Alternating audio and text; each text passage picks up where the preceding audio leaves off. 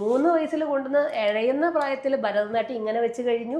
മോഹിനിയാട്ടത്തിൻ്റെ dress ഇട്ട് മോഹിനിയാട്ടം ഇങ്ങനെ കാണിച്ച് അത് കഴിഞ്ഞു. കുച്ചിപ്പുടി ഇങ്ങനെ കാണിച്ച് കുച്ചിപ്പുടി അങ്ങനെയും കഴിഞ്ഞു. എൻ്റെ കൊച്ച് ജനിച്ചു വീണേക്കാളും മുൻപ് 3 ആർട്ട് ഫോം അരങ്ങേറ്റം കൊച്ചിൻ്റെ കഴിഞ്ഞു എന്ന് വലിയ ഗമയിൽ മലയാളികൾ പറയുമ്പോൾ ഉണ്ണിക്കണ്ണാ വായോ ഊഞ്ഞാലാടാൻ വായോ കാക്കക്കുയിൽ സിനിമയിലെ പാട്ടാ ഇങ്ങനെ തുടങ്ങി. അങ്ങനെ ഇപ്പോൾ ഗോകുല ബാല ബാലക അങ്ങനെ കുറേ സിനിമാ പാട്ടുകളും സെമി ക്ലാസിക്കലും സ്വാഗതം കൃഷ്ണ കൃഷ്ണനെക്കുറിച്ച് നമ്മളുടെ ജനത്തിന് ഏറ്റവും കൂടുതൽ അറിയാവുന്ന ഏറ്റവും ഫെമിലിയർ ആയിട്ടുള്ള കുറേ പാട്ടുകൾ. ഫസ്റ്റ് നമസ്കാരം ചെയ്യാനായിട്ട് കുട്ടികൾ ഇങ്ങനെ നിവർന്ന് നിന്ന് ഇങ്ങനെ കൈ അങ്ങ് പിടിച്ചിട്ടുണ്ടാവണം.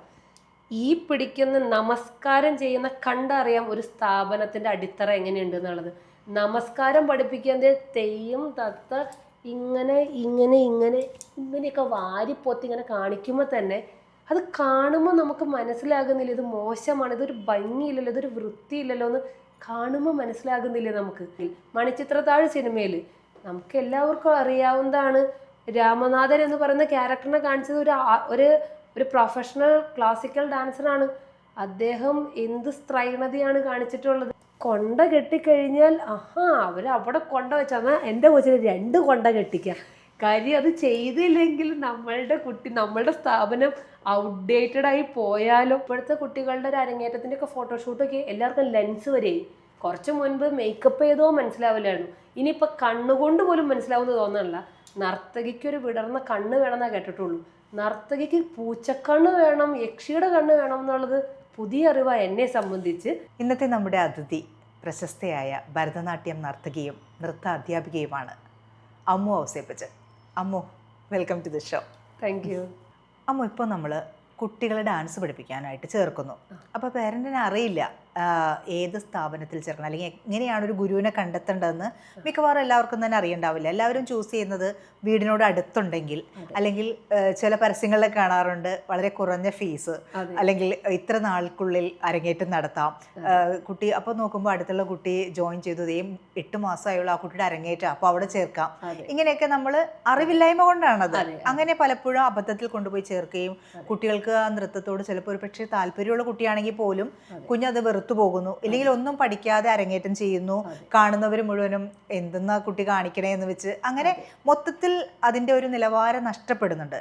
അപ്പം നമ്മളൊരു കുഞ്ഞിനെ ഡാൻസ് പഠിപ്പിക്കാൻ ചേർക്കുമ്പോൾ ഒരു പാരന്റ് എന്തെല്ലാം കാര്യങ്ങളാണ് ശ്രദ്ധിക്കേണ്ടത്? എങ്ങനെയാണ് അവർക്കൊരു ഗുരുവിനെ തിരഞ്ഞെടുക്കാൻ കഴിയുക? അതൊരു വലിയ കടമയാണ് പാരൻസിനെ സംബന്ധിച്ച്. പാരൻസ് ശ്രദ്ധിക്കേണ്ട ഏറ്റവും വലിയൊരു കാര്യം, ഒരു ആർട്ട് പഠിപ്പിക്കുന്ന ഒരു ടീച്ചറിനെ ഇവിടെ നമ്മളുടെ ഈ കേരളത്തിൽ നമ്മളൊരു കുട്ടീനെ സ്കൂളിലേക്ക് പഠിപ്പിക്കാൻ വിടുമ്പോൾ അത് ഏത് സിലബസാണ്, എത്ര വർഷത്തെ എക്സ്പീരിയൻസ് ഉണ്ട്, അവിടെ എങ്ങനെയൊക്കെയാണ് പഠിപ്പിക്കുന്നത്, അതിൻ്റെ റിസൾട്ട് എങ്ങനെയാണ്, ഇങ്ങനെ 100,000 കാര്യങ്ങൾ. എത്ര ദൂരമാണെങ്കിലും ചെറിയൊരു കൊച്ചിന് ചിലപ്പോൾ KG പഠിക്കുന്ന ഒരു കുട്ടീനെ ആണെങ്കിൽ കൂടി നല്ലൊരു സ്കൂളാന്ന് കണ്ടാൽ വേണമെങ്കിൽ അത്രയും ചെറുപ്പത്തിൽ വേണമെങ്കിൽ ഹോസ്റ്റലിൽ വരെയും കൊണ്ടുവന്നാക്കും. അല്ലെ പാരൻസ് ലീവ് എടുത്ത് വേണമെങ്കിൽ അവിടെ കൊണ്ടുവന്നാക്കുന്ന ഇതേ പാരൻസ് ആർട്ടിൻ്റെ കാര്യം, എസ്പെഷ്യലി ഭരതനാട്യം അല്ലെ ഒരു ആർട്ട് ഡാൻസിൻ്റെ ഒരു കാര്യം വരുമ്പോൾ കൊണ്ടുവന്നാക്കാനുള്ള ബുദ്ധിമുട്ട്, ഫീസ്, പിന്നെ എന്താണെന്ന് വെച്ച് കഴിഞ്ഞാൽ പെട്ടെന്ന് കുറേ നാൾ കൊണ്ടുനടക്കാൻ പറ്റില്ല സമയം, ഡ്യൂറേഷൻ, ഇതെല്ലാത്തിനും പ്രയോറിറ്റി കൊടുക്കും. എങ്ങനെ പ്രയോറിറ്റി കൊടുക്കുമെന്ന് വെച്ചാൽ തുച്ഛമായ ഫീസ് നിരക്കുകളായിരിക്കണം. അതുകൊണ്ടാണ് വളരെ പോപ്പുലർ ആയിട്ടുള്ള ചില സ്ഥാപനങ്ങൾ ഇന്നിപ്പോൾ നോട്ടീസിൽ ആദായ നികുതി കച്ചവടം പോലെ തുച്ഛമായ ഫീസ് നിരക്കുകൾ എന്ന് എഴുതുന്ന ഒരു ഗതികേടിലേക്ക് ആ ഒരു ദുരവസ്ഥയും കൂടി വന്നു കഴിഞ്ഞു കേരളത്തിൽ. അപ്പോൾ അത് നമ്മളുടെ ജനത്തിനെ മനസ്സിലാക്കിയിട്ട് എഴുതുന്നതാ. ഡാൻസിൻ്റെ കാര്യം വരുമ്പോൾ ഫീസ് ഏറ്റവും തുച്ഛമായിരിക്കണം എന്നാണ് പാരൻസ് പ്രയോറിറ്റി കൊടുക്കുന്നത്. പോരാത്തതിന് ഏറ്റവും അടുത്ത് ഇപ്പോൾ ഞാൻ പോലും പോയില്ലെങ്കിലും ഞാൻ കൊണ്ടുവന്നാക്കേണ്ട അവസ്ഥ വരരുത്. കൊച്ച് പോയി പഠിച്ച് തിരിച്ചു വരട്ടെ, കുട്ടി പോയി പഠിച്ച് തിരിച്ചു വരട്ടെ എന്നുള്ള അത്രയും അടുത്ത് എന്നുള്ള ഒരു കാര്യം വരും. പിന്നെ അധികം നാൾ കൊണ്ടു നടക്കാനൊന്നും പറ്റില്ല. പെട്ടെന്ന് അരങ്ങേറ്റം നടത്തുന്ന സ്ഥാപനമായിരിക്കണം. കാര്യം ഇത് ആൾക്കാരുടെ മുൻപിൽ പൊങ്ങച്ചം കാണിക്കാൻ പറയാൻ വേണ്ടി മാത്രം എൻ്റെ കൊച്ചിൻ്റെ അരങ്ങേറ്റം ഭരതനാട്യം മോഹിനിയാട്ടം കുച്ചിപ്പുടിയും കഴിഞ്ഞു. കൊച്ചിന് പ്രായം ചിലപ്പോൾ 5 വയസ്സ്, 3 വയസ്സിൽ കൊണ്ടുവന്ന് ഇഴയുന്ന പ്രായത്തിൽ ഭരതനാട്യം ഇങ്ങനെ വെച്ച് കഴിഞ്ഞു. മോഹിനിയാട്ടത്തിൻ്റെ ഡ്രസ്സ് ഇട്ട് മോഹിനിയാട്ടം ഇങ്ങനെ കാണിച്ച് അത് കഴിഞ്ഞു. കുച്ചിപ്പുടി ഇങ്ങനെ കാണിച്ച് കുച്ചിപ്പുടി അങ്ങനെയും കഴിഞ്ഞു. എൻ്റെ കൊച്ച് ജനിച്ചു വീണേക്കാളും മുൻപ് 3 ആർട്ട് ഫോം അരങ്ങേറ്റം കൊച്ചിൻ്റെ കഴിഞ്ഞു എന്ന് വലിയ ഗമയിൽ മലയാളികൾ പറയുമ്പോൾ പലപ്പോഴും ആ കൊച്ചിൻ്റെ ഒരു സൈസ്, അതിൻ്റെ ആ ഒരു ഹൈറ്റും പ്രായവും കാണുമ്പോൾ എനിക്ക് പലപ്പോഴും എന്താ പറയുക, സങ്കടമാണോ ഗതികേടാണോ പുച്ഛമാണോ തോന്നുന്നത്, അതോ എന്താ അത് എക്സ്പ്രസ് ചെയ്യേണ്ടതെന്ന് അറിയില്ല. പ്രയോറിറ്റി കൊടുക്കേണ്ടത് നമ്മളെ ഏറ്റവും അടുത്താണോ ദൂരെ, ഇതൊന്നുമല്ല പ്രയോറിറ്റി കൊടുക്കേണ്ടത്. ആ ഒരു സ്ഥാപനത്തിൻ്റെ പ്രോഗ്രാം മാത്രം കണ്ടാൽ മതി. ഒരു അക്കാഡമി അവരൊരു ആനുവൽ ഡേ പ്രോഗ്രാം, അല്ലെങ്കിൽ അവരുടെ അരങ്ങേറ്റം, ഏറ്റവും വലുത് അരങ്ങേറ്റം. ചിലപ്പോൾ ഒരു സിനിമാ പാട്ടിൽ ചിലപ്പോൾ എന്തെങ്കിലും കളിപ്പിക്കാൻ പറ്റിയേക്കും. അവരൊരു അരങ്ങേറ്റം, അല്ലെങ്കിൽ അവർ ഭരതനാട്യ ഇനം, അല്ലെങ്കിൽ ശാസ്ത്രീയ നൃത്തമാണല്ലോ പഠിപ്പിക്കാൻ വിടുന്നത്, അതെങ്ങനെ അവരുടെ കുട്ടികൾ പ്രസൻറ്റ് ചെയ്യുന്നു മാത്രം ആദ്യം അങ്ങനെ ഒന്ന് ചൂസ് ചെയ്യാം. അവരുടെ പ്രോഗ്രാം എങ്ങനെയാണ് എന്ന് ചൂസ് ചെയ്യാം.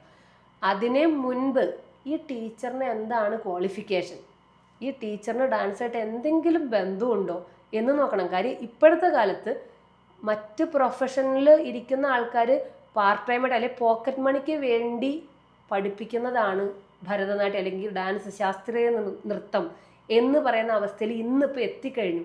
അതുകൊണ്ടാണ് മുട്ടിനും എല്ലാ വീടുകളിലും ഒന്ന് ചെക്ക് ചെയ്ത് നോക്കിയേ, എല്ലാ വീടുകളിലും ഡാൻസ് ടീച്ചേഴ്സ് ഉണ്ടാവും. ആ അവസ്ഥയിൽ ഇപ്പോൾ പോയിക്കൊണ്ടിരിക്കുന്നത്. ഇത് മലയാളികളുടെ ഒരു മനഃശാസ്ത്രം പഠിച്ചിട്ടാണ്. മലയാളികളെ സംബന്ധിച്ച് എന്താണ് ക്വാളിഫിക്കേഷൻ എന്ന് നോക്കുന്നില്ല. അപ്പോൾ ആ ടീച്ചറിന് എന്തോരം നാളത്തെ എക്സ്പീരിയൻസ് ഉണ്ട്, അവരൊരു ഡാൻസർ തന്നെയാണോ അതോ വേറെ എന്തെങ്കിലും പ്രൊഫഷണലാണോ, ഇനി അവരുടെ ഒരു ഷോ അവരെങ്ങനെയാണ് പഠിപ്പിച്ച് സ്റ്റേജിൽ കയറ്റിയത്. അറ്റ്ലീസ്റ്റ് സ്വന്തം കൊച്ച് വീട്ടിൽ വന്നു കഴിയുമ്പോൾ പഠിപ്പിക്കാൻ വിട്ടു. ഇനിയിപ്പോൾ നമുക്ക് തെറ്റ് പറ്റിയെന്ന് തോന്നുമ്പോൾ തിരുത്താനും ഒരു സമയമുണ്ടല്ലോ. ഇത് തെറ്റ് പറ്റിയെന്ന് പോലും മനസ്സിലാകുന്നില്ല എന്ന് പറയുന്നതാണ് മറ്റൊരവസ്ഥ. സ്വന്തം കുട്ടി ഒരു സാധനം സ്കൂളിലാണെങ്കിൽ നിങ്ങൾ റിസൾട്ട് മോശമായി ഇടയ്ക്കിടയ്ക്ക് ചോദിക്കില്ലേ ടീച്ചറെ കൊച്ചെങ്ങനെയുണ്ട്, പഠിക്കുന്നുണ്ടോ, എങ്ങനെയുണ്ട്, കൊള്ളാമോ, അവൾ എങ്ങനെയുണ്ട്, പിക്ക് ചെയ്യുന്നുണ്ടോ കാര്യങ്ങൾ, ഇതൊക്കെ ചോദിക്കും. ഓക്കെ ആണോ എന്ന് 100,000 ചോദ്യങ്ങളാണ്. ഡാൻസിൻ്റെ കാര്യം വരുമ്പോൾ കൊച്ച് പഠിക്കുന്നുണ്ടോ കളിക്കുന്നുണ്ടോ അതൊന്നും അന്വേഷിക്കുന്നില്ല. കുട്ടി തിരിച്ച് വീട്ടിൽ വരുമ്പോൾ ഇന്ന് എന്താ പഠിപ്പിച്ചേ, അതൊന്ന് കളിച്ച് കാണിച്ചേ. ആ കളിക്കുന്നത് കാണുമ്പോൾ എന്തുകൊണ്ടാണ് മനസ്സിലാവാത്ത, ഇങ്ങനെയൊക്കെ വെക്കുന്നത് ഒരു മോശമാണ്, ഇങ്ങനെയല്ല കൈ വെക്കുന്നത്. ഫസ്റ്റ് നമസ്കാരം ചെയ്യാനായിട്ട് കുട്ടികളിങ്ങനെ നിവർന്ന് നിന്നിങ്ങനെ ഇങ്ങനെ കൈ അങ്ങ് പിടിച്ചിട്ടുണ്ടാവണം. ഈ പിടിക്കുന്ന നമസ്കാരം ചെയ്യുന്ന കണ്ടറിയാം ഒരു സ്ഥാപനത്തിൻ്റെ അടിത്തറ എങ്ങനെയുണ്ട് എന്നുള്ളത്. നമസ്കാരം പഠിപ്പിക്കുന്നത് തെയ്യം തത്ത ഇങ്ങനെ ഇങ്ങനെ ഇങ്ങനെ ഇങ്ങനെയൊക്കെ വാരിപ്പൊത്തി ഇങ്ങനെ കാണിക്കുമ്പോൾ തന്നെ അത് കാണുമ്പോൾ നമുക്ക് മനസ്സിലാകുന്നില്ല ഇത് മോശമാണ്, ഇതൊരു ഭംഗിയില്ലല്ലോ, ഇതൊരു വൃത്തിയില്ലല്ലോ എന്ന് കാണുമ്പോൾ മനസ്സിലാകുന്നില്ല നമുക്ക്.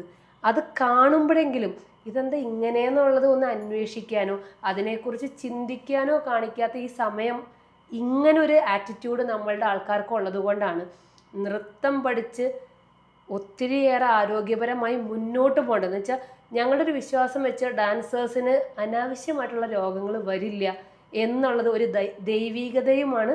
അത് ആ എക്സർസൈസ് പോലെയുള്ളൊരു ആക്ടിവിറ്റിയുടെ ഗുണം കൂടിയാണ്. ഇതേ ഡാൻസേഴ്സിനാണ് കൂന് വരുന്നത്. നിങ്ങളിപ്പോൾ ഡാൻസ് പഠിക്കാൻ പോകുന്ന പിള്ളേർ നോക്കി, കാര്യം ഇപ്പോഴത്തെ തലമുറ എന്ന് പറയുന്നത് സെറ്റീമയൊക്കെ ഇരുന്ന് ഈ ഫോൺ അല്ലെങ്കിൽ ബെഡുമേ കിടന്ന് പഠിക്കൽ, ഇങ്ങനെ അവരുടെ ഒരു സ്ക്രീൻ ടൈം കൂടുതലായതുകൊണ്ട് കുട്ടികളുടെ ഒരു പോസ്റ്റർ ഇങ്ങനെ ഒടിഞ്ഞിരിക്കുവാണ്. ഒരു നർത്തകി നിവർന്ന് നിൽക്കണം. പോസ്റ്റർ കറക്ഷൻ ആദ്യത്തെ നിവർന്ന് നിൽക്കാൻ പഠിപ്പിക്കണം എന്നതാണ് ഒരു ടീച്ചർ ആദ്യം ചെയ്യേണ്ട കാര്യം. ആ കൊച്ച് നിൽക്കുമ്പോഴെങ്കിലും കൈ ഇങ്ങനെ കാണിക്കുമ്പോഴെങ്കിലും നിങ്ങൾക്ക് മനസ്സിലാകുന്നില്ലേ? അതിൽ നിന്ന് മനസ്സിലാക്കാനുള്ള, അതോ ഇനിയിപ്പോൾ സ്നേഹം കൂടിയിട്ട് തൻപിള്ള പൊൻപിള്ള എന്ന് പറയുന്നത് പോലെ സ്നേഹം കൂടിയിട്ട് നിങ്ങൾക്ക് അന്ധമായി പോവാണോ, പാരൻസിൻ്റെ കണ്ണ് അന്ധമായി പോവാണോ എന്ന് എനിക്ക് പലപ്പോഴും തോന്നിയിട്ടുണ്ട്. അരങ്ങേറ്റങ്ങൾ, ചില അരങ്ങേറ്റങ്ങളുടെ വീഡിയോ പാരൻസ് നമ്മളുടെ കസിൻസ് അല്ലെങ്കിൽ ചിലപ്പോൾ നമ്മുടെ ഫ്രണ്ട്സൊക്കെ ചിലവർ എനിക്ക് അയച്ചു തരും, അമുതൊന്ന് നോക്കിയെന്ന് പറഞ്ഞു. എൻ്റെ ദൈവമേ, പിള്ളേർ താഴേക്ക് കൈ കുത്തി വീണാൽ പോലും അഭിമാനപൂർവ്വം പാരൻസ് കൊച്ചിൻ്റെ അരങ്ങേറ്റം കഴിഞ്ഞു എന്ന് പറഞ്ഞാൽ ആ വീഡിയോ സെൻഡ് ചെയ്യുമ്പോഴാണ് ഇതിൽ തമാശ. ആ വീഡിയോ എൻ്റെ കുട്ടിയുടെ അരങ്ങേറ്റം കഴിഞ്ഞു എന്ന് പറഞ്ഞ് അയക്കുന്ന വീഡിയോ കണ്ടാൽ നമുക്ക് കരയാൻ തോന്നും. കൈ കുത്തി വീഴുന്നു, 8 പിള്ളേർ നിന്നാൽ 8 വരെ അപ്പുറം നോക്കുന്ന കാണാം. ഇതെല്ലാം കഴിഞ്ഞ് ഓർക്കസ്ട്ര പ്രോഗ്രാമും കൂടിയാണെങ്കിൽ 8 പേരും ഇങ്ങനെ സൈഡിലേക്കൊരു നോട്ടാണ്. കാര്യം ടീച്ചർ അവിടുന്ന് ക്ലൂ കൊടുത്താലേ ചിലപ്പോൾ പിള്ളേർ കളിക്കുകയുള്ളൂ. ഇതൊക്കെ എന്ത് മോശാവസ്ഥ. ഇത് കണ്ടിട്ടും നമ്മളുടെ മലയാളികൾക്ക് ഇത് എന്തും മനസ്സിലാകുന്നില്ല എന്നുള്ളതാണ് എൻ്റെ ഒരു ചോദ്യം തിരിച്ച്. അതുകൊണ്ട് ഒരു സ്ഥാപനം നിങ്ങൾ സെലക്ട് ചെയ്യുമ്പോൾ അത് കുട്ടികൾക്ക് കൊടുക്കുന്ന ആരോഗ്യപരമായിട്ടുള്ള കാര്യമാണ്. അതൊരു വലിയ കാര്യം തന്നെയാണ്. പഠനത്തിൻ്റെ ഒപ്പം തന്നെ നൃത്തം എന്ന് പറയുന്നത് ആരോഗ്യത്തിനെയാണ് അവരെ എഫക്റ്റ് ചെയ്യുന്നത്. അതിനത്രയേറെ ഗൗരവം ഇനിയെങ്കിലും മലയാളികൾ കൊടുക്കണം. അതൊരു ആരോഗ്യത്തിനെ ബാധിക്കുന്ന കാര്യമാണ്. ഒരു നല്ല ടീച്ചറിൻ്റെ അടുത്ത് പോയാൽ അത് വളരെ പോസിറ്റീവായിട്ട് കിട്ടുമെങ്കിൽ ഒരു മോശം അധികം ശ്രദ്ധിക്കാത്തൊരു ടീച്ചറാണെങ്കിൽ അത്രയും നെഗറ്റീവായിട്ട് മാറും എന്നും കൂടി മനസ്സിലാക്കേണ്ടതാണ്. കുറേയൊക്കെ ടീച്ചേഴ്സ് അങ്ങനെ മാറാനുള്ള കാരണം എൻ്റെ ഒരു അനുഭവത്തിൽ പാരൻസ് തന്നെയാണ്. പാരൻസ് പലപ്പോഴും വന്ന് അത് നമ്മളുടെ കൂടെ വന്ന പിള്ളേരൊക്കെ അരങ്ങേറ്റായി മറ്റ് സ്ഥാപനങ്ങളിൽ, അതുകൊണ്ട് കൊച്ചിൻ്റെ ആയില്ലല്ലോ എന്ന് എല്ലാവരും ചോദിക്കുക എന്ന് പറയുമ്പോൾ ടീച്ചേഴ്സ് നിർബന്ധിതരാകുന്നവരും ഉണ്ട്. പ്ലസ് ഈ പറഞ്ഞതുപോലെയാണ്, കല എന്ന് പറയുന്നതിനെ അതിൻ്റെ ശുദ്ധതയിൽ മനസ്സിലാക്കാത്തവരും പഠിക്കാത്തവരും അതിനെ അങ്ങനെ ദൈവികമായി മനസ്സിലാക്കാത്ത ആൾക്കാർ ബിസിനസ് ചെയ്യാൻ തുടങ്ങും. ബിസിനസ് ചെയ്യുമ്പോൾ അത് വെറും ബിസിനസ് മാത്രമാണെന്ന് നമ്മൾ പാരൻസ് തന്നെ അത് മനസ്സിലാക്കേണ്ടത്. ഏതാന്നുള്ളൊരു തിരിച്ചറിവ് നമ്മളുടെ ആൾക്കാർക്ക്, ഈ കുട്ടിയുടെ അപ്പനും അമ്മയ്ക്കുമാണ് ഉണ്ടാവേണ്ടത്. എങ്കിൽ മാത്രമേ ഈ ഒരു സിസ്റ്റം നേരെ വരുള്ളൂ. എങ്കിലേ ശാസ്ത്രീയ നൃത്തത്തിൻ്റെ മൂല്യം, ഗുണങ്ങൾ നമ്മളുടെ കുട്ടികൾക്കും നമ്മളുടെ സമൂഹത്തിനും ഉണ്ടാവുള്ളൂ. ക്ലാസിക്കൽ ഡാൻസ് പഠിക്കുന്നത് നമ്മൾ കൂടുതലും പെൺകുട്ടികളാണ്. ആൺകുട്ടികൾ ശാസ്ത്രീയ നൃത്തം പഠിച്ചു കഴിഞ്ഞാൽ അവർക്ക് സ്ത്രൈണത ഭയങ്കരമായിട്ടുണ്ടാകും, അവർ പെൺകുട്ടികളെ പോലെ ആകുന്നു എന്നൊക്കെയുള്ളൊരു ആരോപണം അല്ലെങ്കിൽ ഒരു ആക്ഷേപം നമ്മുടെ സമൂഹത്തിനുണ്ട്. അത് എത്രമാത്രം ശരിയാണ്? അതിവിടെ കേരളത്തിൻ്റെ ഒരു സ്ഥിതി കണ്ടിട്ടാണ് നമ്മളുടെ ആൾക്കാർ അങ്ങനെ തെറ്റിദ്ധരിച്ചിട്ടുണ്ട്. കുറേ പേര് ഇങ്ങനെ പറഞ്ഞ് ഞാൻ കേട്ടിട്ടുണ്ട്. ചില ആൺകുട്ടികൾ നിൽക്കുന്ന കണ്ടാൽ അല്ലെങ്കിൽ അവർ ചിലപ്പോൾ നമ്മുടെ ക്ലാസ്സിൽ എൻ്റെ സ്റ്റുഡൻസിൻ്റെ കൂടെ അവരുടെ അനിയന്മാരൊക്കെ വരും. ആ അനിയന്മാർ ചിലപ്പോൾ ചേട്ടന്മാരൊക്കെ വരും. അപ്പോൾ അങ്ങനെ കുഞ്ഞുങ്ങളായിരിക്കും, ഒരു 5ാം ക്ലാസ് 6ാം ക്ലാസ്സിൽ പഠിക്കുന്ന ചേട്ടൻ എന്ന് പറയുന്നത് അതായിരിക്കും കാര്യം.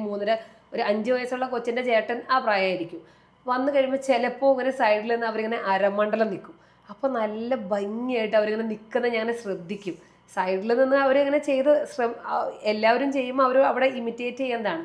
അപ്പം ഞാനിങ്ങനെ ശ്രദ്ധിച്ചിട്ട് ഞാൻ ചിലപ്പോഴൊക്കെ 2-3 പാരൻസിനോട് പറഞ്ഞിട്ടുണ്ട്, മോൻ നന്നായിട്ട് ചെയ്യുന്നുണ്ട് ക്ലാസിക്കൽ, അതപ്പോൾ അവന് നല്ല കഴിവുണ്ടെന്നാണ് തോന്നുന്നത് എന്ന് പറയാറുണ്ട്. അപ്പം തന്നെ തിരിച്ചു പറയും, എൻ്റെ പൊന്നു ടീച്ചറെ ക്ലാസിക്കൽ ഡാൻസ് പഠിപ്പിക്കില്ല, കൊച്ച് ചാന്തുപൊട്ടായി പോവും എന്ന് പറയും. ഈ ചാന്തുപൊട്ട് എന്ന് പറയുന്നത് ഇവിടെ എനിക്ക് തോന്നുന്നു ഇവിടെ കേരളത്തിലാണ്. അതെങ്ങനെയാണ് ശരിയാവുന്നത്? നൃത്തം എന്ന് പറയുന്ന ശിവന്റെ താണ്ഡവത്തിൽ നിന്ന്, പാർവതിയുടെ ലാസ്യത്തിൽ നിന്ന് നൃത്തമുണ്ടായി എന്ന് പറയുമ്പോൾ ശിവന്റെ താണ്ഡവം എന്ന് പറയുന്നത്, ശിവൻ എന്ന് പറയുന്നത് ആണാണ്.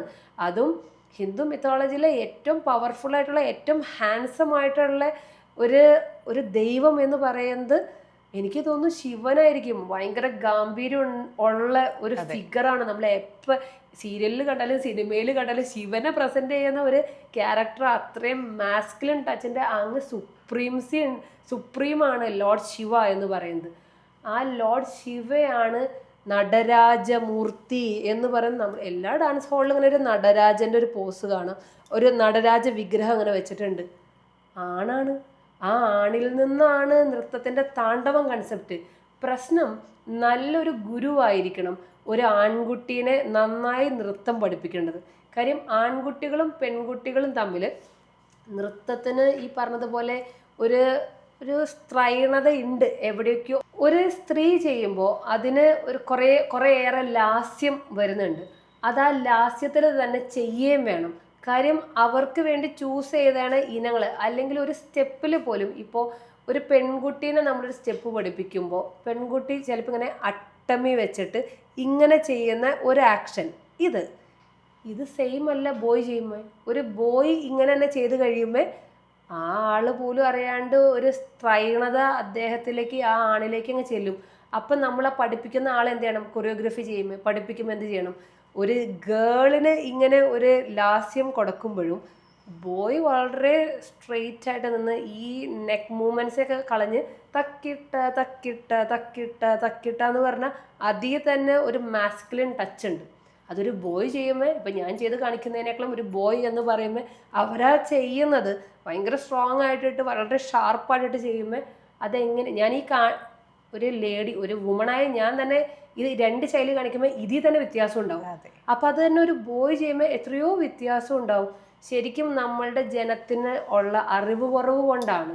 നൃത്തം എന്നത് എല്ലാവർക്കും വേണ്ടി സൃഷ്ടിക്കപ്പെട്ടതാണ്, അല്ലാതെ സ്ത്രീക്ക് വേണ്ടി സൃഷ്ടിക്കപ്പെട്ടതല്ല. വ്യത്യാസം ഇനങ്ങൾ ചൂസ് ചെയ്യുമ്പോൾ, അതാ നല്ലൊരു ഗുരുവായിരിക്കണം. ഒരു ഇനം ചൂസ് ചെയ്യുമ്പോൾ ശിവന്റെ ഇനം പഠിപ്പിക്കണം ഒരു ബോയിനെ. അല്ലാണ്ട് ഒരു ബോയിനെ എന്തിനാ ദേവിയുടെ ഒരു സ്ത്രീയുടെ ഇനം കളിച്ചോട്ടെ, ഇടയ്ക്കൊക്കെ മാറി കളിച്ചോട്ടെ, എപ്പോഴും ശിവൻ തന്നെ ചെയ്യണം എന്നല്ല. പക്ഷേ നമ്മൾ സെലക്ട് ചെയ്യുന്ന ഒരു ഇനം ഒരു ഒരു മാസ്കുലിൻ ടച്ചുള്ള ഒരു ഇനമാണ്, ഒരു ഡാൻസാണ് സെലക്ട് ചെയ്യുന്നതെങ്കിലോ അപ്പം അത് മാസ്കുലിൻ ടച്ചിൽ തന്നെ. ഇപ്പം ശിവന്റെ ഒരു താണ്ഡവം പ്രസന്റ് ചെയ്യാൻ ഒരു ബോയിനോട് പറഞ്ഞ അവരാ ചെയ്യുന്നതിന് എത്രയോ ഒരു മാസ്കുലിൻ ടച്ച് ഉണ്ടാവും. പ്ലസ് അതാ ഡാൻസ് എനിക്ക് എൻ്റെ ഒരു അറിവിൽ നൃത്തം കുറേ മുൻപ് സ്ത്രീക്കും പുരുഷനും ഒരേപോലെ കളിച്ചിരുന്നൊരു സമയമുണ്ട്. ഞാനിപ്പോൾ ഈ പറഞ്ഞ ഇങ്ങനെ ഒരു ഡിവിഷൻ, ഇങ്ങനെ ഒരു സെപ്പറേഷൻ ഇല്ലാതെ ഒരേപോലെ കളിച്ചൊരു സമയമുണ്ട്. കലാക്ഷേത്രയുടെ നമ്മുടെ രുക്മിണി ദേവി അരുണ്ടേൽ എന്ന് പറയുന്ന അക്കയാണ് അതിൻ്റെ ഫൗണ്ടർ, കലാക്ഷേത്രയുടെ ഫൗണ്ടർ. അക്ക വന്നപ്പോൾ കുറേയും കൂടി ബോഡി അനാട്ടമി ഒക്കെ കൂടി ഒന്ന് പഠിച്ചിട്ടാണ് ആൾ ആ കലാക്ഷേത്രയുടെ എല്ലാ കാര്യങ്ങളും പ്ലാൻ ചെയ്തിട്ടുള്ളത്. അക്കയുടെ ഒരു ഇൻഫ്ലുവൻസ് ആയിരുന്നു എന്നുള്ളതാണ് എൻ്റെ അറിവ്. ബോയ്സിനും ഗേൾസിനും സെപ്പറേറ്റ് ചെയ്ത് അങ്ങനെ ഒരു ശൈലി വ്യത്യാസം കൊണ്ടുവന്നത് രുക്മിണി അക്കയാണ്. കലാക്ഷേത്രയുടെ ഒരു പ്രാധാന്യം അവിടെയാണ് വന്നു തുടങ്ങുന്നത്. അവിടെ നിന്ന് അങ്ങോട്ട് ഒത്തിരി വ്യത്യാസങ്ങൾ കലാക്ഷേത്ര കുറേ മാറ്റങ്ങൾ വരുത്തിയിട്ടുണ്ട്. അന്ന് മുതൽ ശരിക്കും ഒന്നും കൂടി മുൻപുണ്ടായിട്ടുണ്ടാവാം. എവിടെയോ എന്തോ ഒരു കൺസെപ്റ്റുകളുടെ വ്യത്യാസമായിരിക്കും, ചിലപ്പോൾ നമുക്ക് കൈമാറി വന്നപ്പോഴുള്ള കുറേ വ്യത്യാസങ്ങളായിരിക്കാം. എന്തായാലും ഇങ്ങനെ ഒരു സെപ്പറേഷൻ ഇപ്പോൾ ഡാൻസിൽ ഉറപ്പായിട്ടുമുണ്ട്. ഇവിടെ കേരളത്തിൽ ഇങ്ങനെ ഒരു സ്ത്രൈണതയോടുകൂടി നടക്കുന്ന ആണുങ്ങൾ ഈ ക്ലാസിക്കൽ ഡാൻസിൽ ഉണ്ട് ഉള്ളതാണ് നമ്മളുടെ ഈ പബ്ലിക്കിന് ഇത്രയേറെ പ്രശ്നങ്ങൾ ഉണ്ടാവുന്നത്. എനിക്ക് മനസ്സിലായത് വെച്ചിട്ട് നൃത്തം കളിച്ചത് കൊണ്ടല്ല അവരങ്ങനെ ഒരു സ്ത്രൈണതയിൽ നടക്കുന്നത്. മറ്റുള്ളവരുടെ അറ്റൻഷൻ സീക്ക് ചെയ്യാൻ വേണ്ടിയിട്ട്, മറ്റുള്ളവർ നമ്മളെ ശ്രദ്ധിക്കാൻ വേണ്ടി അവർ ചെയ്യുന്നതാണ് ഇങ്ങനെ.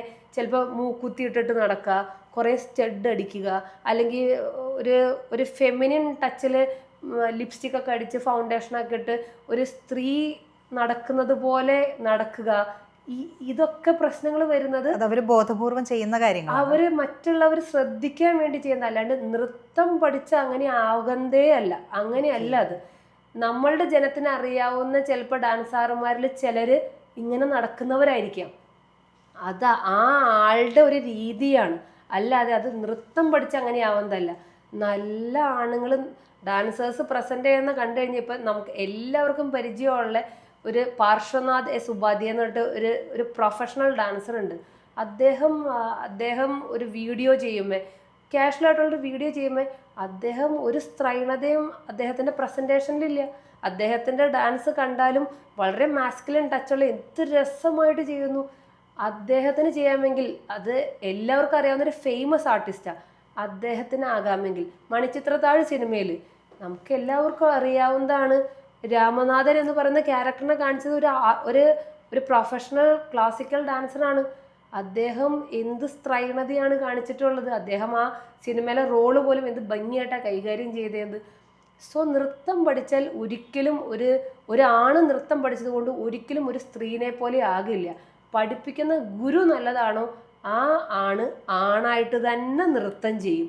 പഠിപ്പിക്കുന്ന ഗുരു മോശമാണോ പെൺകുട്ടി കളിക്കുന്നത് പോലും ഡാൻസേ ആയിട്ട് തോന്നില്ല. അപ്പോൾ ഗുരുവാണ് പ്രധാനപ്പെട്ടത്. ഓക്കെ.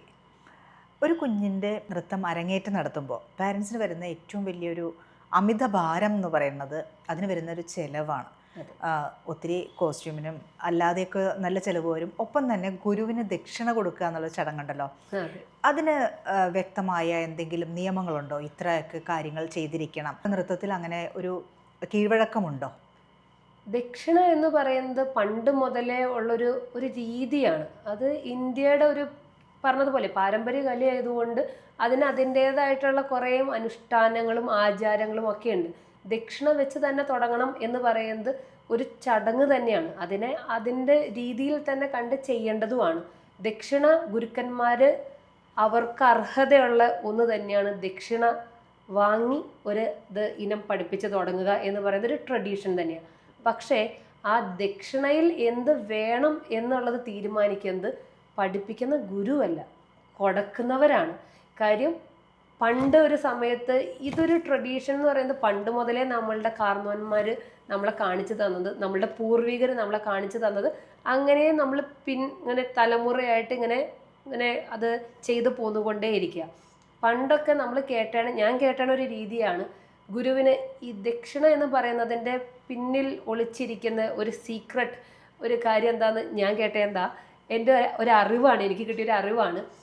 ഒരു ഗുരു ദക്ഷിണ ഇങ്ങ് വാങ്ങിക്കുന്നു എന്ന് പറയുന്നത് അതിൻ്റെ ഒരു കൺസെപ്റ്റ്, ഒരു കുട്ടി ഇങ്ങനെ ദക്ഷിണ കൊടുക്കുമ്പോൾ അതുകൊണ്ടാണ് ആ വെറ്റില അടയ്ക്കാൻ വെക്കുന്നതിനും ഒരു ദിക്കൊക്കെ ഉണ്ട്, അത് വെക്കുന്നതിനേ ഒരു രീതി ഉണ്ടെന്നൊക്കെ പറയുന്നത്. കുട്ടിയുടെ നെഗറ്റീവ് പവറിനെ അങ്ങോട്ട് കൊടുക്കുകയും ഗുരുവിൽ നിന്ന് ആ പോസിറ്റീവ് പവറിനെ ഇങ്ങോട്ട് വാങ്ങിക്കുകയും ചെയ്യുവാണ് എന്ന് ഞാൻ കേട്ടിട്ടുണ്ട്. ഇതെന്തൊക്കെയാണ് സത്യം എന്ന് എനിക്ക് 100% അറിയില്ല, പക്ഷെ അങ്ങനൊരു രീതി കേട്ടിട്ടുണ്ട്. അപ്പം എവിടെയോ അങ്ങനെ ഒരു കാര്യം കൂടി ഇതിലുണ്ടാകും. ഇനി ഒന്നുമില്ലെങ്കിൽ തന്നെയും ഗുരുവിൽ നിന്ന് വാങ്ങിക്കുന്നത് ഒരു പോസിറ്റീവ് പവറാണ്. ചിലപ്പോൾ ഇവിടെ നിന്ന് അങ്ങോട്ട് കൊടുക്കുന്നത് നെഗറ്റീവ് അല്ലെങ്കിലും ഗുരുവിൽ നിന്ന് കിട്ടുന്നത് ഗുരുവിൻ്റെ പോസിറ്റീവ് പവറിനെ ഇങ്ങോട്ട് മേടിച്ചാണ് ഒരു കുട്ടി, അതാണ് ഈ ദക്ഷിണ കൊടുക്കുക, ദക്ഷിണ മേടിക്കുക എന്നതിലെ ഒരു ഹിഡൻ ആയിട്ടുള്ള സീക്രട്ട് എന്ന് ഞാൻ കേട്ടിട്ടുണ്ട്. അതുകൊണ്ട് വളരെ ചില ഗുരുക്കന്മാരെ ഞാൻ കണ്ടിട്ടുമുണ്ട്, ദക്ഷിണ മേടിക്കാത്ത, കയ്യിലേക്ക് മേടിക്കാത്ത ആൾക്കാരുണ്ട്. ദൈവത്തിൻ്റെ ഒരു ഫോട്ടോയോ അല്ലെങ്കിൽ ഒരു വിഗ്രഹമോ ഉണ്ടാവും, ഒരു പൂജാമുറിയുടെ മുൻപിൽ നിന്നിട്ട് അവിടെ ആ പൂജാമുറിയുടെ മുൻപിൽ വെച്ച തട്ടിലേക്ക് ദക്ഷിണ വെച്ചോ മോളെ എന്ന് പറഞ്ഞ് എന്നോട് ഗുരു പറഞ്ഞിട്ടുണ്ട്. ഞാൻ കയ്യിലേക്ക് ദക്ഷിണ വാങ്ങിക്കില്ല, എനിക്ക് ദക്ഷിണ കയ്യിലേക്ക് വേണ്ട, തട്ടിലേക്ക് വെച്ചോളൂ എന്ന് പറഞ്ഞ ആൾക്കാരെ ഞാൻ കണ്ടിട്ടുണ്ട്. അങ്ങനെ ക്യൂരിയോസിറ്റി തോന്നി ചോദിച്ചപ്പോഴാണ് എന്നോട് അത് പറഞ്ഞത്. അവർ വിശ്വസിക്കുന്ന സത്യം അവരുടെ പവർ, അവരുടെ പോസിറ്റീവ് പവർ പോയിക്കൊണ്ടിരിക്കുന്നു. അപ്പോൾ അവർക്ക് പിന്നീട് ചില ഹെൽത്ത് ഇഷ്യൂ ആയിട്ട് അങ്ങനെയൊക്കെ വരുന്നു എന്നുള്ള രീതിയൊക്കെ കേട്ടിട്ടുണ്ട്. ചിലവർക്കത് കേൾക്കുമ്പോൾ അന്ധവിശ്വാസമായിട്ട് തോന്നുമായിരിക്കാം.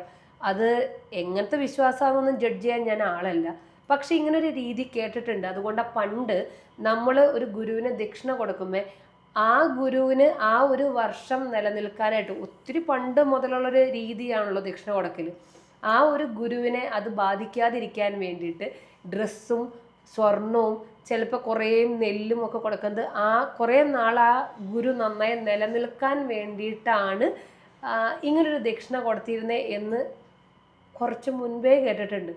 ഇപ്പോൾ ഈ കാലഘട്ടത്തിലേക്ക് വരുമ്പോൾ ചിലപ്പോൾ അന്ന് ഫീസ് മേടിച്ചായിരിക്കില്ല ആ ഗുരുക്കന്മാരും തന്നെ പഠിപ്പിച്ചിട്ടുണ്ടാവുക. ഇന്ന് നമ്മളൊരു മന്ത്ലി ഫീസ് വാങ്ങിക്കുന്നുണ്ട്, നമുക്കൊരു അരങ്ങേറ്റം ഫീസ് ഉണ്ട്. ഇതൊക്കെ കഴിഞ്ഞ് ദക്ഷിണ ഒരു ടീച്ചർ ഡിമാൻഡ് ചെയ്യുക എന്ന് പറയുന്നത് എന്നെ സംബന്ധിച്ച് അത് വളരെ മോശമായൊരു കാര്യമാണ്. ദക്ഷിണ ഒരിക്കലും ഒരു ഗുരു ഡിമാൻഡ് ചെയ്ത് വാങ്ങിക്കേണ്ടതല്ല. കാര്യം ദക്ഷിണ കൊടുക്കുമ്പോൾ മനസ്സ് നിറഞ്ഞു കൊടുത്താൽ മാത്രമാണ് അത് ആ ഗുരുവിലും നിലനിൽക്കുള്ളൂ, നമ്മളുടെ കുട്ടിക്കും അത് പോസിറ്റീവായിട്ട് വരുള്ളൂ. അങ്ങനെ വരണമെങ്കിൽ ദക്ഷിണ നമ്മൾ മനസ്സറിഞ്ഞ് കൊടുക്കുന്ന ഒന്നായിരിക്കണം. അത് അവരവരുടെ സാമ്പത്തികം വെച്ച് അവരവർ പറയാം എന്ന് മാത്രമേ ഉള്ളൂ. ഇപ്പം ചിലവർ ചോദിക്കും, എന്നോടും ചോദിച്ചിട്ടുണ്ട്, ടീച്ചറെ ഇങ്ങനെ പട്ടുസാരി വെക്കണോ, അത് ചെയ്യണോ, ഇത് ചെയ്യണോ.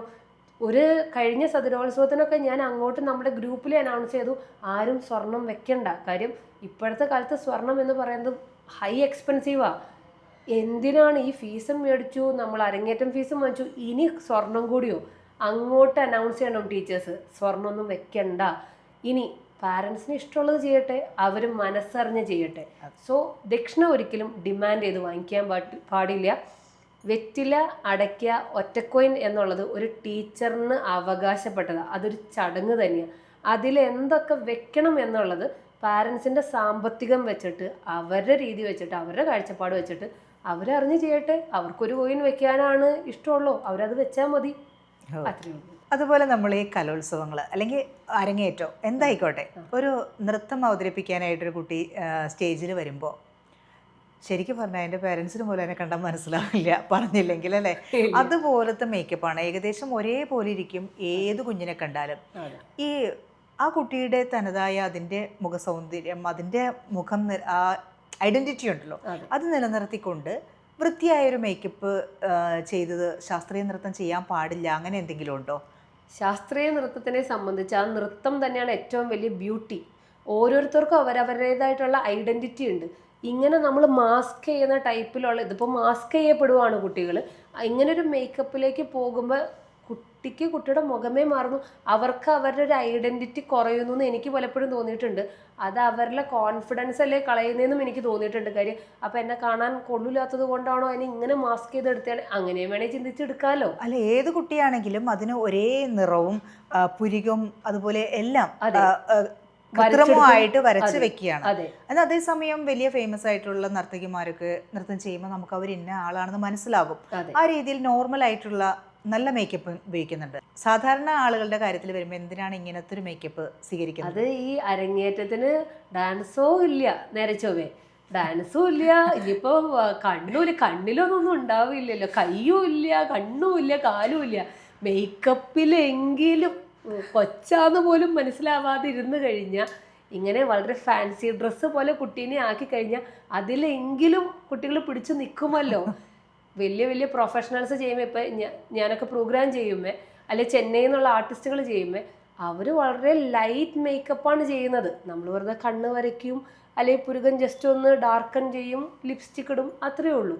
ഹെവി മേക്കപ്പ് ഇല്ല. കാര്യം അവരുടെ ഒരു രീതി, അല്ലെങ്കിൽ ശരിക്കും ഒരു ഡാൻസ് എന്ന് പറയുന്നത് എക്സ്പ്രസീവ് ആവുന്നതും അത് ഇമ്പ്രസീവ് ആവുന്നതും ഒക്കെ നമ്മളുടെ കണ്ണ് എക്സ്പ്രസീവ് ആയിരിക്കണം. അതിൽ നമ്മൾ ചെയ്യുന്ന മൂവ്മെൻറ്റ്സ് വളരെ ക്ലിയർ ആയിരിക്കണം.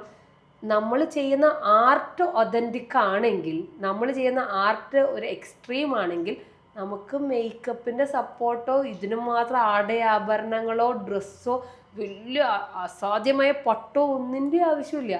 ആ ആർട്ടിസ്റ്റിൻ്റെ ആർട്ട് മാത്രം ജനം കണ്ടാൽ മതി. ഇവിടെ അരങ്ങേറ്റത്തിൽ ആ ആർട്ട് എന്ന് പറയുന്ന സംഭവം ഇല്ലല്ലോ. അപ്പോൾ ഈ മേക്കപ്പ് എങ്കിലും കാണണമല്ലോ. അപ്പോൾ അരങ്ങേറ്റത്തിന് വേണ്ടി കേരളത്തിലെ ഒരു രീതിയാണ് പിന്നെ പോരാത്തതിന് മേക്കപ്പ് ആർട്ടിസ്റ്റുകൾ തമ്മിലൊരു കോമ്പറ്റീഷൻ ഉണ്ടല്ലോ. ഇപ്പോൾ കൊണ്ട കെട്ടിക്കഴിഞ്ഞാൽ അവർ അവിടെ കൊണ്ട വെച്ചാൽ എൻ്റെ കൊച്ചിന് 2 കൊണ്ട കെട്ടിക്കാം. കാര്യം അത് ചെയ്തില്ലെങ്കിൽ നമ്മളുടെ സ്ഥാപനം ഔട്ട്ഡേറ്റഡ് ആയി പോയാലോ. ഇനി ഇപ്പം ഞാൻ വിചാരിക്കുകയാണ്, എന്നെ സംബന്ധിച്ച് എൻ്റെ കുട്ടികൾ അവരൊരു രീതിയിൽ കളിക്കട്ടെ എന്ന് ഞാൻ പലപ്പോഴും ചിന്തിച്ചിട്ടുണ്ട്. ഒരു ലൈറ്റ് മേക്കപ്പിൽ ഒരു ചെന്നൈ പാറ്റേണിൽ തന്നെ എൻ്റെ കുട്ടികൾ അങ്ങനെ ചെയ്യട്ടെ. എൻ്റെ പിള്ളേർ എല്ലാവരും തന്നെ ഭയങ്കര സുന്ദരികളാണ് ഞാൻ നോക്കിയിട്ട്. വെറുതെ അവരെ മേക്കപ്പ് ചെയ്ത് ചെയ്യിപ്പിക്കേണ്ട, ഹെവി ആയിട്ട് ചെയ്യിപ്പിക്കേണ്ട.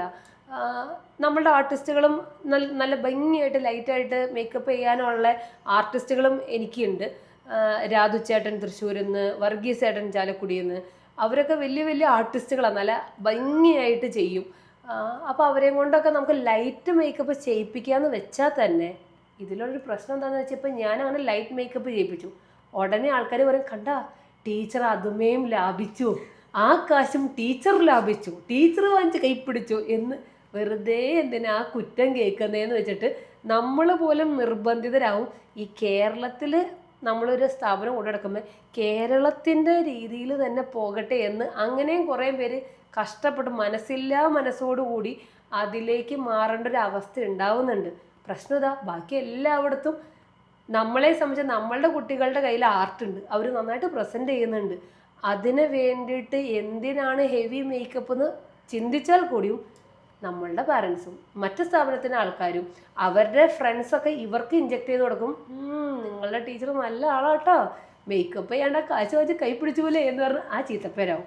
അപ്പോൾ ഒരു അവയർനെസ് പ്രശ്നം ശരിക്കുമുണ്ട്. ഇപ്പോൾ കലോത്സവത്തിൻ്റെ കാര്യത്തിലേക്കും കൂടി നോക്കിക്കഴിഞ്ഞാൽ, ഇപ്പം മേക്കപ്പിൻ്റെ കാര്യം പറഞ്ഞുകൊണ്ടാണ് ഇങ്ങനെ ഈ പുരുകൊക്കെ ഒട്ടിച്ച് അതിൻ്റെ മുകളിൽ കൂടെ വരയ്ക്കുന്നത് ഒരു സമയത്ത് ഒരു രീതിയായിരുന്നു. ഇപ്പോഴുള്ള തമാശ, ഇപ്പോൾ കേൾക്കുന്ന പുതിയൊരു തമാശയാണ്, ഷേവ് ചെയ്യും അത്ര. ഈ പുരുകൊക്കെ ബ്ലേഡ് വെച്ച് ഷേവ് ചെയ്യുമെന്ന്. ആരോഗ്യപരമായി എത്രയോ മോശമായിട്ടുള്ള കാര്യങ്ങൾ ഇപ്പോൾ കേരളത്തിൽ സംഭവിച്ചുകൊണ്ടിരിക്കുന്നതെന്ന് നമ്മൾ ചിന്തിക്കേണ്ട സമയം വന്നിട്ടുണ്ട്. ഒരു ബ്ലേഡ് വെച്ചിട്ട് ഇത് ഷേവ് ചെയ്ത് ഈ നമ്മളുടെ ഐബ്രോ ഷേവ് ചെയ്ത് വരയ്ക്കുക എന്നൊക്കെ പറയുന്നത്, ഇത് എന്തിനാ ഇങ്ങനെ കാണിച്ചു കൂട്ടുന്നത്? ആർക്ക് വേണ്ടിയിട്ട് അങ്ങനെ കാണിച്ചു കൂട്ടുന്നത്? എന്തിനാ ഇത്? ആർട്ടിസ്റ്റുകൾ തമ്മിൽ, മേക്കപ്പ് സാറുമാർ തമ്മിൽ പുതിയ പുതിയ പുതിയ എക്സ്പെരിമെൻറ്റുകൾ നടത്തുക. അതുകൊണ്ട് തന്നെ ഞാനിപ്പോൾ മുൻപ് പറഞ്ഞ ട്രഡീഷണലായിട്ട് ചെയ്യുന്ന മേക്കപ്പ്മാരൊക്കെ ചിലപ്പോൾ വീടിൻ്റെ അകത്ത് കയറി ഇരിക്കേണ്ട അവസ്ഥ വരും. കാര്യം അവർക്ക് അശാസ്ത്രീയമായിട്ടുള്ള കാര്യങ്ങൾ, ലെൻസ് നിങ്ങൾ കണ്ടിട്ടില്ലേ? ഇപ്പോഴത്തെ കുട്ടികളുടെ ഒരു അരങ്ങേറ്റത്തിൻ്റെ ഒക്കെ ഫോട്ടോഷൂട്ടൊക്കെ എല്ലാവർക്കും ലെൻസ് വരെയായി. കുറച്ച് മുൻപ് മേക്കപ്പ് ചെയ്തോ മനസ്സിലാവില്ലായിരുന്നു, ഇനിയിപ്പോൾ കണ്ണുകൊണ്ട് പോലും മനസ്സിലാവുമെന്ന് തോന്നുന്നില്ല. നർത്തകിക്കൊരു വിടർന്ന കണ്ണ് വേണമെന്നാണ് കേട്ടിട്ടുള്ളൂ. നർത്തകിക്ക് പൂച്ചക്കണ്ണ് വേണം, യക്ഷിയുടെ കണ്ണ് വേണം എന്നുള്ളത് പുതിയ അറിവാണ് എന്നെ സംബന്ധിച്ച്. ഇപ്പോൾ കുറച്ച് മുൻപ് ഐലാഷസ് ഉണ്ടായിരുന്നു, ഇപ്പോൾ ഐലാഷസും കഴിഞ്ഞ് ലെൻസ് വരെ കയറിയിട്ടുണ്ട്. അപ്പോൾ ഇപ്പോൾ കേരളത്തിൽ ലെൻസാണ്, കണ്ണിൽ വെക്കുന്ന ലെൻസാണ് ഇപ്പോഴത്തെ ട്രെൻഡിങ്. ഇനി പുതിയ ട്രെൻഡ് ഏത് വരും എന്നറിയില്ല. ഏതെങ്കിലും ഒരു മേക്കപ്പ് ആർട്ടിസ്റ്റ് കൊണ്ടുവന്നു, ഇനിയിപ്പോൾ 2 സൈഡ് കൊണ്ടുവന്ന് ഇനി 5 എണ്ണം വരുമോ, തലയ്ക്ക് ചുറ്റും കൊണ്ടുവരുമോ എന്നറിയില്ല. ലെൻസ് വന്നു, ഇനി എന്തൊക്കെ മുഖത്തേക്ക് മാറ്റിയെടുത്ത് കൊണ്ടുവരും എന്നറിയില്ല. പിള്ളേരുടെ കോൺഫിഡൻസിനെ, പിള്ളേരുടെ സൗന്ദര്യത്തെ ഇങ്ങനെ മോശമാണെന്ന് അവരെ തന്നെ സ്വയം ചിന്തിപ്പിക്കുന്ന അവസ്ഥയിലേക്ക് പാരൻസെങ്കിലും കൂട്ട് നിൽക്കാതിരിക്കുക. ഇതിപ്പോൾ മേക്കപ്പ് ആർട്ടിസ്റ്റ് ചെയ്യുന്നില്ലെങ്കിൽ കൂടിയും ഇപ്പോൾ പാരൻസ് വയ്ക്കുന്ന ഫേസ്ബുക്കിൽ കണ്ട ഫോട്ടോഷൂട്ടിൽ ആ കുട്ടിയുടെ കണ്ണിൽ ഇങ്ങനെ ലെൻസ് വെച്ചിട്ട് എൻ്റെ കൂട്ടുകാരത്തിയുടെ മോളുടെ കണ്ണിൽ ലെൻസ് വെച്ചു അവരുടെ ഫോട്ടോഷൂട്ടിന്, സാറ് വെക്കി എന്ന് പറയുമ്പോൾ മേക്കപ്പ് ആർട്ടിസ്റ്റുകൾ വരെയും അതിനോട് നോ പറയാൻ പറ്റാത്ത അവസ്ഥയിൽ അവരും കുറേ വിഷമിക്കുന്നുണ്ട്. കാര്യം ഇപ്പം ഈ പറയില്ല, ലെൻസ് അതിനേക്കാളും വലിയ പ്രശ്നമായിക്കൊണ്ടിരിക്കുക. എത്ര രൂപയുടെ ലെൻസ് വെക്കാൻ പറ്റും? ഒരു അരങ്ങേറ്റത്തിനൊക്കെ വരുമ്പോൾ ഒരു 100 കുട്ടികളുടെ അരങ്ങേറ്റം നടക്കുമ്പോൾ എത്ര ലെൻസ്, അപ്പോൾ ഈ ലെൻസ് എത്ര എക്സ്പെൻസീവ് ആയിരിക്കും ഈ ലെൻസ്? ഇത്രയും ചെറിയ കുട്ടിക്ക് ഇത്രയും നേരം ഡാൻസ് കളിക്കേണ്ട ഒരു സാധനത്തിന് ലെൻസ് ആവശ്യമുണ്ടോ? ചിന്തിക്കേണ്ട കാര്യമാണ്. അമ്മ കൂടുതലായിട്ടും ഭരതനാട്യം നർത്തകി എന്നാണ് അമ്മുനെ അറിയപ്പെടുന്നത്. അമ്മുവിൻ്റെ ഭരതനാട്യം കാണുന്നത് പ്രത്യേക ഗ്രേസ് ആണെന്നൊക്കെ എല്ലാവരും പറയാറുണ്ട്. Ammu as a teacher, Ammu ഭരതനാട്യത്തിൽ എന്തെങ്കിലുമൊക്കെ പരീക്ഷണങ്ങൾ നടത്തിയിട്ടുണ്ട്? അതായത് പുതിയ രീതിയിലേക്ക് ഫോം ചെയ്യുന്ന രീതിയിലുള്ള എന്തെങ്കിലുമൊക്കെ കാര്യങ്ങൾ നൃത്തവുമായി ബന്ധപ്പെട്ട് ചെയ്തിട്ടുണ്ടോ? ഇപ്പോൾ അധികവും ആൾക്കാർ ചെയ്യുന്നത്, ഒരു ആർട്ടിസ്റ്റുകളുടെ ഒരു ലൈഫിലേക്ക് നോക്കിക്കഴിഞ്ഞാൽ അവർ അധികവും ചെയ്യുന്നത് ഒരു ഡാൻസ് ഡ്രാമ എന്ന് പറയുന്നത് എല്ലാവർക്കും അറിയാവുന്നതാണ്. ഇപ്പോൾ ഭരതനാട്യത്തിലൊക്കെ നമുക്കൊരു ഡാൻസ് ഡ്രാമ ചെയ്യുക എന്നുള്ളതാണ്. എന്നെ സംബന്ധിച്ച് ഞാനുള്ളത് ഇവിടെ അങ്കമാലിയിലാണ്. അപ്പം നൃത്തം എന്ന് പറയുന്നത് ജനകീയമായിരിക്കണം എന്നതാണ് എൻ്റെ ഒരു കൺസെപ്റ്റ്. എല്ലാവർക്കും അത് കോമൺ ആയിരിക്കില്ല, എൻ്റെ കൺസെപ്റ്റാണ്. അപ്പം ഞാനുള്ള ഈ അങ്കമാലിയിൽ നമ്മളുടെ ഒരു ക്രൗഡിൻ്റെ ഉള്ളിൽ പോയിട്ട് ഒരു രാമായണവും മഹാഭാഗവതവും അല്ലെങ്കിൽ വലിയൊരു സ്റ്റോറി, അല്ലെങ്കിൽ ഒരു ഭരതനാട്യത്തിൻ്റെ ഒരു സ്റ്റോറി, ചിലപ്പോൾ രാമായണ കഥകൾ ചിലപ്പോൾ എല്ലാവർക്കും അറിയുന്ന, ചിലപ്പോൾ ഞങ്ങൾ സെലക്ട് ചെയ്യുന്ന ഒരു പോർഷൻ ചിലപ്പോൾ എല്ലാവർക്കും അറിയുന്ന ഒരു സ്റ്റോറി ആയിരിക്കണം എന്ന് നിർബന്ധമൊന്നുമില്ല. പ്രത്യേകിച്ച് ഭരതനാട്യത്തിനെ സംബന്ധിച്ച് കുറച്ചൊരു ബേസിക് അറിവുള്ളവരെ സംബന്ധിച്ചിട്ടാണ് അതെന്താ ഈ കാണിക്കുന്നതെന്നുള്ളത് കണക്റ്റ് ആവുള്ളൂ. നമ്മളിപ്പോൾ ഒരു കൈ എടുത്തു കഴിഞ്ഞാൽ അതെന്താ മീൻ ചെയ്യുന്നത്, ഇപ്പോൾ ഇങ്ങനെ കാണിക്കുമ്പോൾ അത് നടന്ന് പോയി എന്ന് മനസ്സിലാക്കണമെങ്കിൽ, അല്ലെങ്കിൽ ഇങ്ങനെ കാണിക്കുമ്പോൾ അത് പോയതാണെന്ന് മനസ്സിലാവണമെങ്കിൽ, അത് കുറേയും കൂടി ഒരു സ്റ്റോറി ടെല്ലിങ്ങിൽ ഒരു ബേസിക് ആയിട്ടുള്ള അറിവുള്ളവരെ സംബന്ധിച്ച് ഒരു ഡാൻസ് ഡ്രാമയൊക്കെ ഫുള്ളായിട്ട് മനസ്സിലാക്കാൻ പറ്റുള്ളൂ. അപ്പോൾ എൻ്റെ ഒരു കൺസെപ്റ്റായിരുന്നു നൃത്തം കുറച്ചും കൂടി ജനകീയമാവണം. ഞാനുള്ള സ്ഥലത്ത് എൻ്റെ ആൾക്കാരെ ചൂസ് ചെയ്തിട്ട് വേണം, അതും എൻ്റെ കയ്യിലെ എനിക്കുള്ള കുട്ടികളെയും കൂടി നോക്കണം. ഈ 3.5 വയസ്സ് 5 വയസ്സ് 6 വയസ്സുള്ള കുട്ടികളാണ് സാധാരണ അധികം ഉള്ളത്. അവരെ വെച്ചിട്ട് ഒരു വലിയൊരു ഭരതനാട്യ ഡാൻസ് ഡ്രാമ എന്ന് പറയുന്നത്, ഒന്ന് ഇനിയിപ്പോൾ അത് അങ്ങനെ ഒരു സ്റ്റോറി എടുത്ത് നമുക്ക് പോസിബിൾ ആയാലും എൻ്റെ ജനത്തിന് അത് അത്ര അങ്ങ് ആക്സെപ്റ്റൻസ് ചിലപ്പോൾ കിട്ടിയെന്ന് വരില്ല എൻ്റെ ജനത്തിൻ്റെ ഉള്ളിൽ, ഞാൻ നിൽക്കുന്ന സ്പേസിൽ. സോ ഞാൻ അധികവും ചെയ്തൊരു കൺസെപ്റ്റാണ് നൃത്തം ജനകീയമാകുമ്പോൾ എടുക്കുന്ന പാട്ടുകളും കുറച്ച് ജനകീയമാക്കുക. അപ്പം ഞങ്ങൾക്ക് അരങ്ങേറ്റത്തിൽ നമ്മൾ ഒരിക്കലും ഈ പറഞ്ഞതുപോലെ ആ ട്രഡീഷൻ വിറ്റ് സഞ്ചരിക്കുകയില്ല. അരങ്ങേറ്റത്തിൻ്റെ ഇനങ്ങൾ പക്ക ട്രഡീഷണൽ ആയിട്ടുള്ള ഒരു പക്ഷേ അലാരിപ്പൂ മുതൽ അല്ലെങ്കിൽ പുഷ്പാഞ്ജലി മുതൽ തില്ലാന വരെയുള്ള ഇനങ്ങൾ കഴിഞ്ഞാൽ നമുക്ക് എല്ലാ വർഷവും സദരോത്സവത്തിന് ഒരു ഡാൻസ് ഒരു പ്രൊഡക്ഷൻ ഉണ്ട്, ഒരു ഡാൻസ് ഒരു ഷോ ഉണ്ട്. ആ ഷോ പല സമയത്ത് ഓരോ ടേമിൽ ഓരോ കൺസെപ്റ്റുകളാണ്. ആദ്യം ഞങ്ങളൊരു മ്യൂസിക്കൽ ജേർണി എടുത്തു. ആദ്യത്തെ ആ ഒരു പ്രോഗ്രാം എന്ന് പറയുന്നത് ഫുള്ള് പല ടൈപ്പ് മ്യൂസിക്കുകൾ, അതിൽ ഒരു 65 സ്റ്റുഡൻസ് പ്രോഗ്രാം ചെയ്തു. പിന്നീട് ചെയ്തപ്പോൾ ഒരു പൂക്കളം എന്ന് പറഞ്ഞിട്ട് ഒരു ഷോ ചെയ്തു. അത് മലയാള കവിതകളാണ് പൂക്കളെ കുറിച്ചിട്ടുള്ളത്. അതെടുത്തിട്ട് അതിനെക്കുറിച്ചിട്ടാണ് ഞങ്ങളൊരു ഷോ ചെയ്തത്. പിന്നെ ഞങ്ങൾ ശൃംഗാരം എന്ന് പറയുന്നത് കൃഷ്ണനെ കുറിച്ചിട്ട് ഒരു കൺസെപ്റ്റ്, ഡാൻസ് ഡ്രാമ എന്ന് പറയാൻ പറ്റില്ല, പക്ഷെ ചെറിയൊരു കൃഷ്ണൻ മുതൽ വലിയൊരു കൃഷ്ണൻ വരെ ആ ഒരു ഏജ് പ്രോസസ്സിൻ്റെ ഒരു രീതിയിലുള്ള ഒരു ഷോ ചെയ്തു. ഷോ തുടങ്ങുന്ന ആദ്യത്തെ പാട്ട് ഉണ്ണിക്കണ്ണ വായോ ഊഞ്ഞാലാടാൻ വായോ, കാക്കക്കുയിൽ സിനിമയിലെ പാട്ടാ. ഇങ്ങനെ തുടങ്ങി അങ്ങനെ ഇപ്പോൾ ഗോകുല പാല ബാലക അങ്ങനെ കുറേ സിനിമാ പാട്ടുകളും സെമി ക്ലാസിക്കലും, സ്വാഗതം കൃഷ്ണ, കൃഷ്ണനെ കുറിച്ച് നമ്മളുടെ ജനത്തിന് ഏറ്റവും കൂടുതൽ അറിയാവുന്ന ഏറ്റവും ഫെമിലിയർ ആയിട്ടുള്ള കുറേ പാട്ടുകൾ, അതിൽ തന്നെ ചെറിയൊരു ഡ്രാമയൊക്കെ പോലെ രാധാകൃഷ്ണൻ എന്നൊരു കൺസെപ്റ്റിൽ. അത് ഭയങ്കര ഫണ്ണി. ഞാൻ ചെയ്ത ഒരു എക്സ്പെരിമെൻ്റൽ വർക്ക് എനിക്ക് അതായിട്ടാണ് തോന്നിയത്. കാര്യം മറുവാർത്തെ പേസാതെ എന്ന് പറഞ്ഞിട്ട് ധനുഷിൻ്റെ സിനിമയിലൊരു പാട്ടുണ്ട്, മറുവാർത്തെ പേസാതെ എന്ന് പറഞ്ഞിട്ട്. ആ ഒരു പാട്ടിൽ കൃഷ്ണനും രാധയും തമ്മിലുള്ളൊരു കോൺവെർസേഷനാണ്, അവർ തമ്മിലുള്ള ഒരു പ്രണയ രംഗമാണ് ഒരു തമിഴ് ഒരു സിനിമാ പാട്ടിൽ ഞാൻ ഒരു ക്ലാസിക്കലായിട്ട് ചെയ്യുന്നത്. സോ അതൊരു എക്സ്പെരിമെൻ്റൽ വർക്കാണ്. അത് അങ്ങനെ ചെയ്യുന്നത് ഞാൻ ഈ പറഞ്ഞ പോലെ നൃത്തം ജനകീയമാണ്, നമ്മളെവിടെ നിൽക്കുന്നു എന്ന്. ഇപ്പോൾ അത് തന്നെ പോയി ചെന്നൈയിലൊരു സഭയിൽ ചെയ്താൽ അത് അവിടെ ശരിയാവില്ല. ചെന്നൈയിലെ സഭയിൽ പോയി ചെയ്യുമ്പോൾ നമ്മൾ അവിടെ പക്ക രാമായണോ അങ്ങനെ എന്തെങ്കിലും ഒരു സ്റ്റോറി പോയി അവിടെ ചെയ്യണം. നമ്മളുടെ ഇവിടുത്തെ ക്രൗഡിൽ, നമ്മളുടെ അങ്കമാലിയിൽ ഇവിടെ ചെയ്യുമ്പോൾ, അതും ഈ ചെറിയ ചെറിയ കുട്ടികളൊക്കെ വെച്ച് ചെയ്യുമ്പോൾ കുട്ടികൾക്കും ഒരു ഇൻട്രസ്റ്റ് കൂടി വരണമെങ്കിൽ അവർക്കും ഇഷ്ടമുള്ള പാട്ടുകളായിരിക്കണം. സോ അങ്ങനെ കുറേ പാട്ടുകളാണ് ചെയ്തത്. ഇപ്പോൾ കഴിഞ്ഞ വർഷം കഴിഞ്ഞ ടേമിൽ നമ്മൾ കേരളീയം എന്ന് പറഞ്ഞൊരു ഷോ ചെയ്തു. അത് നീലവാനിന്നു കീഴിലായി എന്നുള്ള ആദ്യത്തെ പാട്ട് തുടങ്ങി സ്റ്റീഫൻ ദേവസിയുടെ കുട്ടനാടൻ പുഞ്ചയിലെ എന്ന് പറഞ്ഞിട്ട് ആ കുട്ടനാടൻ പുഞ്ചയിലെ പാട്ട് ഇട്ടിട്ടാണ് നമ്മൾ ആ ഷോ വൈൻഡപ്പ് ചെയ്യുന്നത്. സോ നൃത്തം ജനകീയമായതുകൊണ്ട് എൻ്റെ എക്സ്പെരിമെൻ്റൽ വർക്ക് എല്ലാം തന്നെ നടക്കുന്നത് ഈ പറഞ്ഞ പോലെയാണ്. ജനത്തിന് ഏറ്റവും ഇഷ്ടപ്പെടുന്ന പാട്ടുകളെ വെച്ചിട്ട് ഡാൻസ് ഷോ ചെയ്യുക എന്ന് പറയുന്നതാണ്. അത് എല്ലാ പ്രായക്കാരും, ഒരു 5 വയസ്സുള്ളൊരു കുട്ടി മുതൽ 60-65 വയസ്സുള്ള ആൾ വരെ എൻ്റെ ആ ഷോയിൽ ഉണ്ടാവും. പക്ഷേ ഈ 65 വയസ്സുള്ള കുട്ടീനെ 15 വയസ്സുള്ള പിള്ളേരുടെ ടീമിൽ നിർത്തി കളിപ്പിക്കുക എന്ന് പറയുന്നത് ജനത്തിന് പോലും മനസ്സിലാവില്ല അത് സൂപ്പർ സീനിയേഴ്സാ കളിച്ചെന്നുള്ളത്. അതാ ഒരു ടീച്ചറിൻ്റെ ടാസ്ക് എന്ന് ഞാൻ വിശ്വസിക്കുന്നത്. ജനം അത്യാവശ്യം അത് വലിയ സ്റ്റോറി ലൈനൊന്നും ഇല്ലാത്തതുകൊണ്ട് അവർ ഭയങ്കര ഹാപ്പിയാണ്. ഷോ കഴിയുമ്പോൾ ഭയങ്കര ഒരു റിവ്യൂ ആണ് നമുക്ക് തിരിച്ചു വരുന്നത്. കാര്യം എല്ലാവർക്കും മനസ്സിലായി എന്താ ഈ ചെയ്തതെന്നുള്ളത്. സോ അതാണ് എൻ്റെ ഒരു എക്സ്പെരിമെൻ്റൽ വർക്ക് എന്ന് പറയുന്നത്. അതൊരു വലിയ പോയിന്റാണ്. ഇപ്പോൾ കല എന്ത് തന്നെ ആയാലും അത് പ്രേക്ഷകന് കാണുന്നവനത് ആസ്വദിക്കാൻ പറ്റിയില്ലെങ്കിൽ പിന്നെ ആ കല കൊണ്ട് എന്താ കാര്യമുള്ളത്? അത്രേ ഉള്ളൂ. എന്തായാലും ശാസ്ത്രീയ നൃത്തത്തെക്കുറിച്ചും നൃത്ത അഭ്യസിക്കുന്നതിനെക്കുറിച്ചും അരങ്ങേറ്റത്തെക്കുറിച്ചും ഒക്കെ ധാരാളം വിവരങ്ങൾ അമ്മ അറിയാൻ കഴിഞ്ഞു. ഇനി ഒരുപാട് വിശേഷങ്ങൾ പറയാനുണ്ട്, പക്ഷെ എല്ലാത്തിനും ഒരു സമയപരിധിയൊക്കെ ഉണ്ടല്ലോ. അപ്പോൾ അതുകൊണ്ട് അമ്മ വീണ്ടും വരണം. അത്രയും നേരം വന്നതിനും സംസാരിച്ചതിനും എല്ലാം ഒരുപാട് നന്ദി. താങ്ക് യു അമ്മ. Thank you.